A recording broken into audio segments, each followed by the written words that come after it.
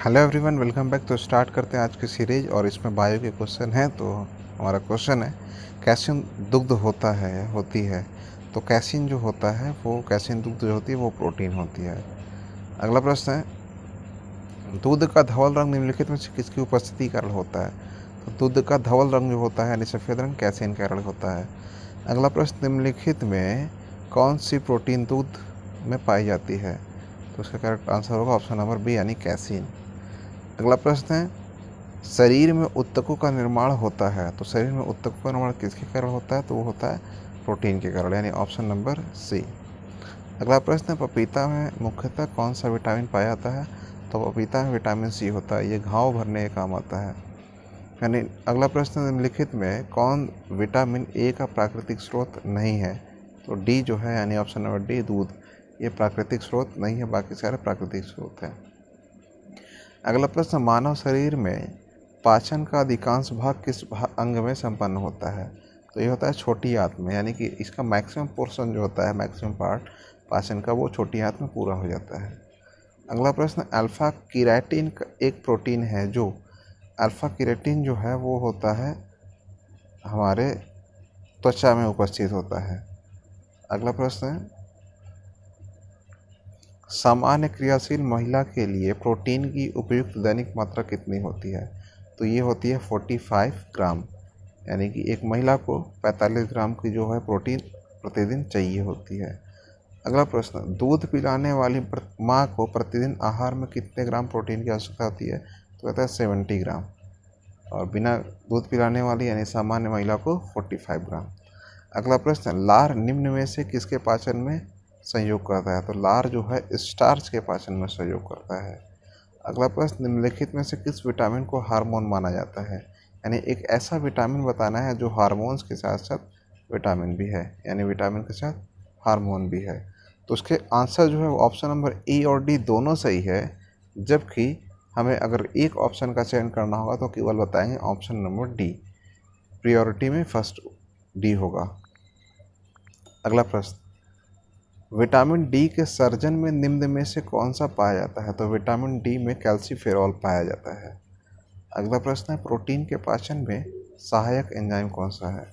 तो प्रोटीन के पाचन में जो है ट्रिप्सिन पाया जाता है, यानी ऑप्शन नंबर सी। अगला प्रश्न है, अलसी किसका प्रचुर स्रोत है। तो अलसी जो है ओमेगा 3 वसी अम्ल का प्रचुर स्रोत होता है। अगला प्रश्न, भैंस के दूध में औसत मात्रा में कितनी होती है, यानी फैट जो होता है भैंस के दूध में कितनी पाई जाती है। तो ये होता है 7.2%। अगला प्रश्न, दूध में प्रोटीन और कार्बोहाइड्रेट के अतिरिक्त पोषणदायक अन्य तत्व तो शामिल है। तो वो देखिए, दूध में जो है यानी आयरन नहीं पाया जाता है। तो आयरन नहीं पाया जाता है, इसके अलावा क्या बचा है, कैल्शियम और पोटेशियम। यानी दूध में कार्बोहाइड्रेट होगी, कैल्शियम होगी और पोटेशियम होगी। अगला प्रश्न है, हमारे शरीर में त्वचा तल के नीचे विद्यमान फैट यानी वसा निम्नलिखित के विरुद्ध अवरोध का काम करती है। तो हमारे शरीर में जो है ये जो फैट होती है, ये क्या करता है, शरीर में ऊष्मा के क्षय को रोकता है, यानी ऑप्शन नंबर फर्स्ट।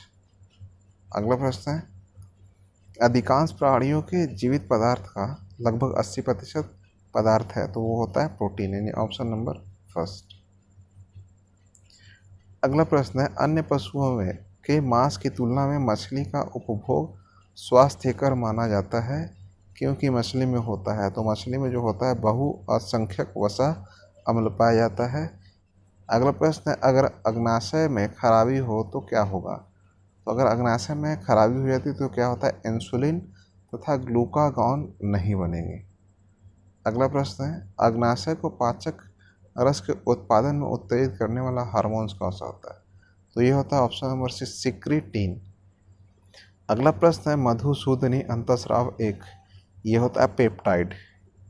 अगला प्रश्न है, माँ और शिशु के बीच गले लगना या चूमना निम्न हार्मोन में किसके मोचन का प्रेरित करता है। तो ये होता है ऑक्सीटोसिन के कारण, यानी ऑप्शन नंबर डी। अगला प्रश्न, निम्न में से कौन सा एक प्रोटीन नहीं है। तो ऑक्सीटोसिन जो है एक प्रोटीन नहीं है।